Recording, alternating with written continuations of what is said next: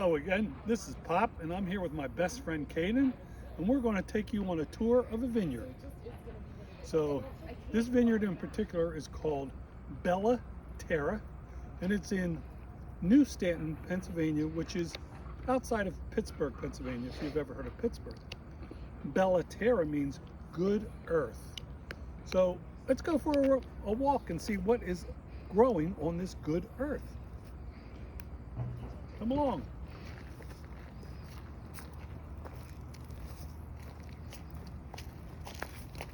A vineyard is a place where they grow vines.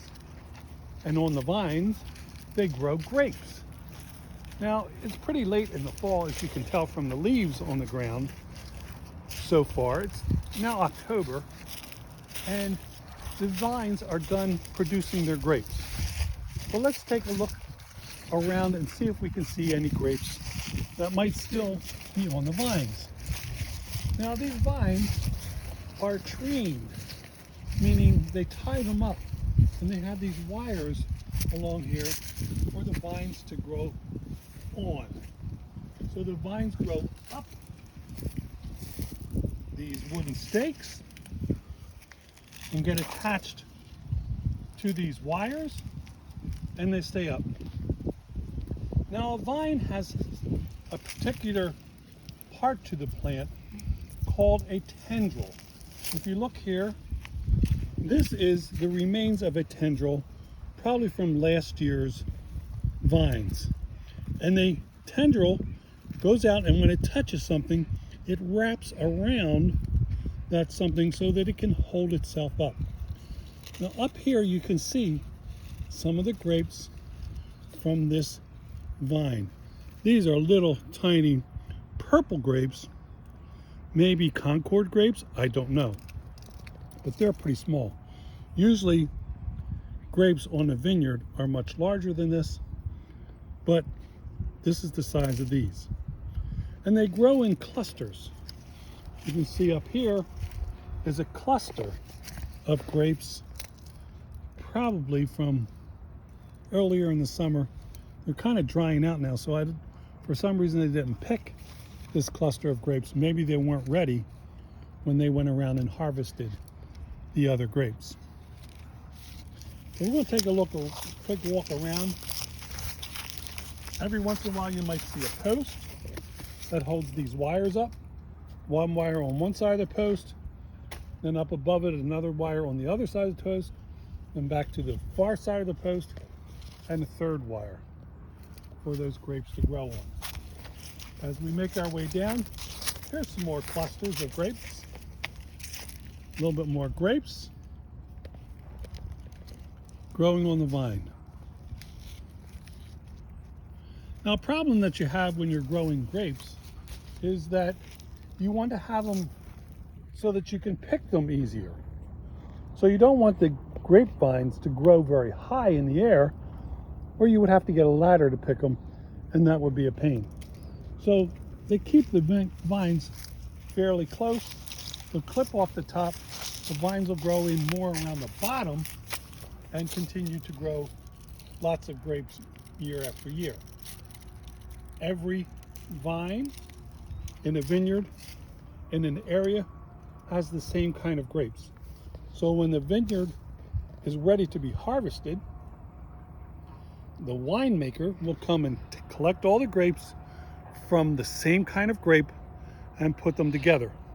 And when he takes those grapes and he crushes them and gets all the juice out of those grapes, then he will have a particular kind of grape juice that he can then put into either a wooden or metal casket, and it will ferment and it will turn from grape juice into wine. What's happening inside that barrel, sometimes the barrels are metal, sometimes the barrels are wooden, is that there's sugar, natural sugar in each grape. And when you squeeze those grapes, all that juice has lots of sugar. So if you ever are thirsty and have a grape juice drink, you're going to say, oh man, that tastes sweet. That's because there's a lot of sugar in grape juice. And what happens is bacteria called yeast eats that sugar that's in the grape juice and produces a byproduct called alcohol. And so when you take that grape juice and you store it in a container with that yeast, it will turn into wine instead of grape juice. Same kind of thing happens with apples. If you take apples and you squeeze the juice, add a little bit of yeast, and pretty soon you will have hard cider, which means cider that has alcohol in it. So that's our tour of the vineyard for right now. Hope you enjoyed our latest video.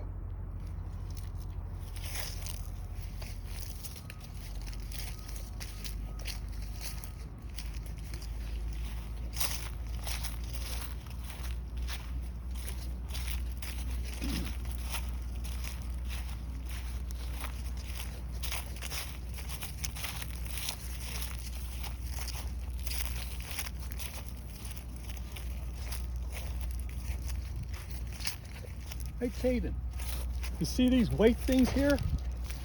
Why do you think they have these white things around these vines springing up here? I'm not sure. Well, it has to do with animals. Animals love tender plants, tender new plants. And so the vineyard manager puts this piece of plastic around his plants so that a rabbit or maybe even a deer doesn't come along and eat his vineyard plants, eat his vines when they're just starting to grow. Whoa, that's so cool. Yeah, so that's a protective thing.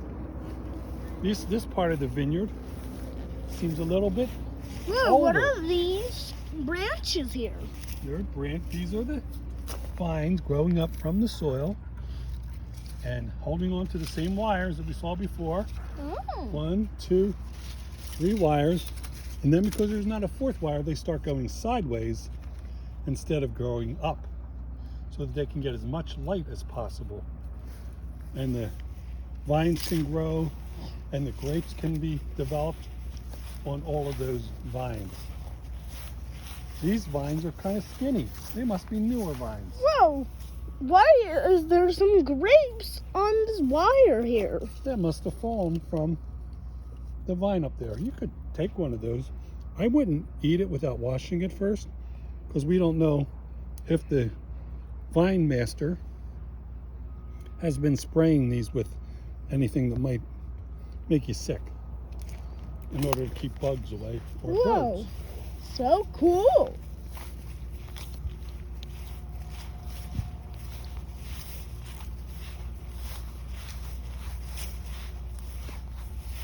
These purple grapes are being grown. Look how thick this vine is. That's an older vine.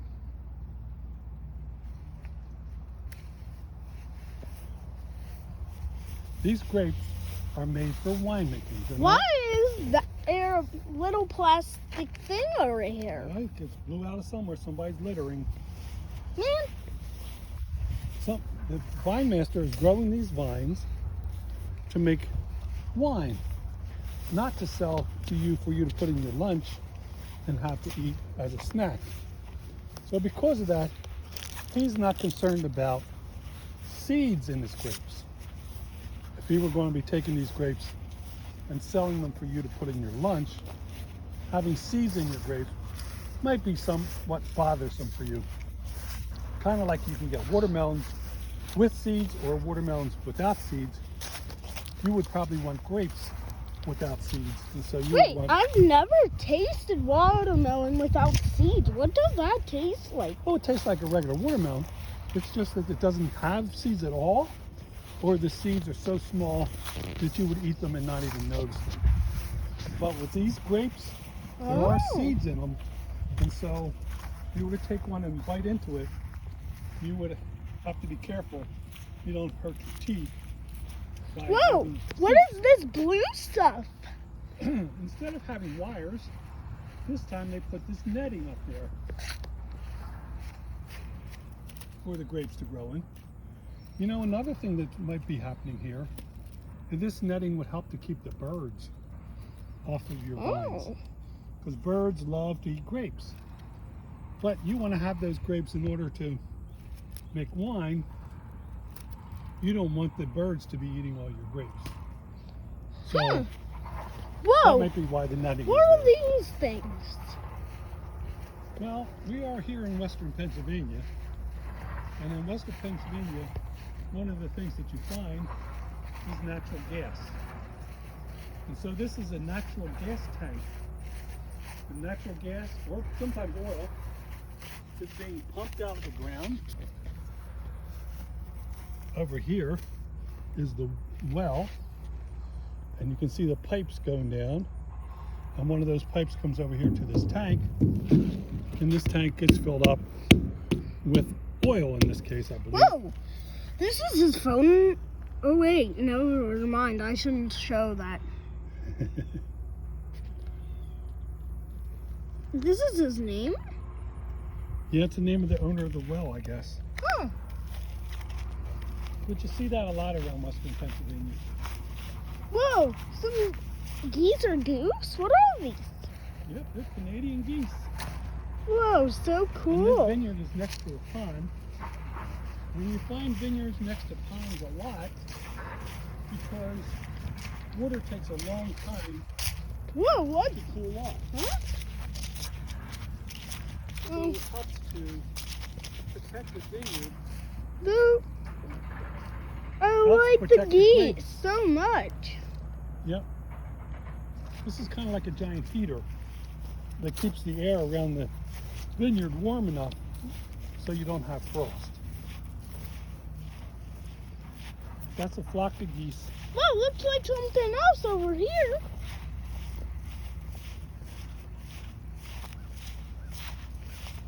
It looks brown. I think it's another well.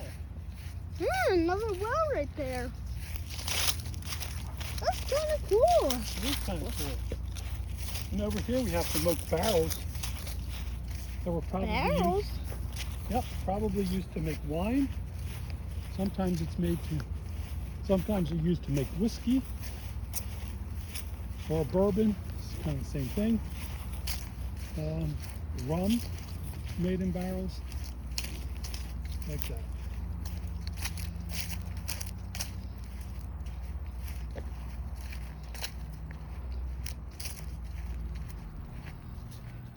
I'm guessing these are probably whiskey barrels. So let me show you something. You see these bands around the barrel? Yeah. That's what holds the barrel together. The barrel is made of a bunch of pieces of wood Oh. around in a circle. It has a lid up here. How are you able to take this off?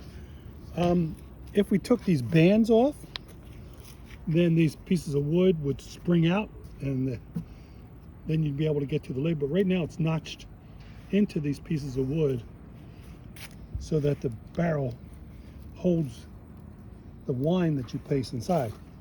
And the way the wine goes in is over here. Where's the hole? Oh, here it is. There's the hole. And the vine, the This vineyard, one isn't really open. I No. see these other ones that are. is that one open? Yeah. Yeah. So that's where they would put the whiskey or the wine or whatever. I have another question about it. What is this blue stuff? It's probably some kind of a label so they know when they put the wine in there. Then they can tell how old it is. And every once in a while they'll come around, because these barrels will lay down. They won't be standing up like this. We'll have them on a rack. And they'll take this cork out from here and test the wine to see how it's doing in there. See how much alcohol is in the wine. And when they get the right amount of alcohol, then it's ready to be bottled. Looks like they've been doing that, but not with this one since its thing is still there. Well, they might have taken it out, emptied the barrel, and then put a cork back in there again. If you want to pause your video, we can go inside and I'll show you where the barrels are No, wait. inside. Are there liquid inside or something? Not anymore. Oh. They're empty. All of them are. Yep. Oh, this one feels heavier though. These barrels are made out of oak, white oak. And the oak is a pretty heavy wood. That's why the Hmm. barrels feel heavy. The person who makes these bands that go around the barrel is called a copper. So if you have a last name of Copper, or you might say Cooper, you would be an ancestor, or one of your ancestors would have been somebody that made these bands for a barrel. Whoa! These little boards that make up the barrel, they're called staves. Huh. Neat. Yep. And if you were a carpenter, you would be making barrels on board a ship or in a vineyard somewhere. And you would be using special Whoa. tools to make this. What work. is this? Looks to me like it's two doors. Looks to me like it's set up for picture taking. Whoa, I didn't know it actually moved. It does. Whoa, so cool. Oh, this one Well, maybe can. only one moves. I don't know. Let's Oh, say I it was can't go broken. in. Let's see, the wood was broken. They tried to patch it. Yeah. That did not work so well. Yeah. Let's put it back where it was. How did you get that one moving? Because I'm Pop and I'm special. Aren't I? Yeah, you agree with that statement.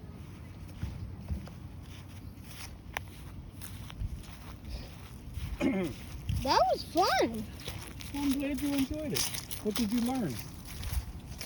We learned that these grapes from the vines with the wires turn into.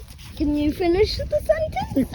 First they turned into grape juice, and then Yeah. they turned into, you finished the sentence, No, you. they turned into wine.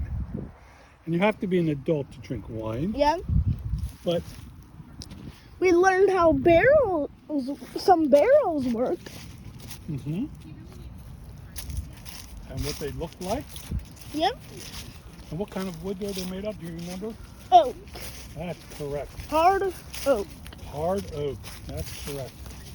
Well, we'll see you guys later. Bye.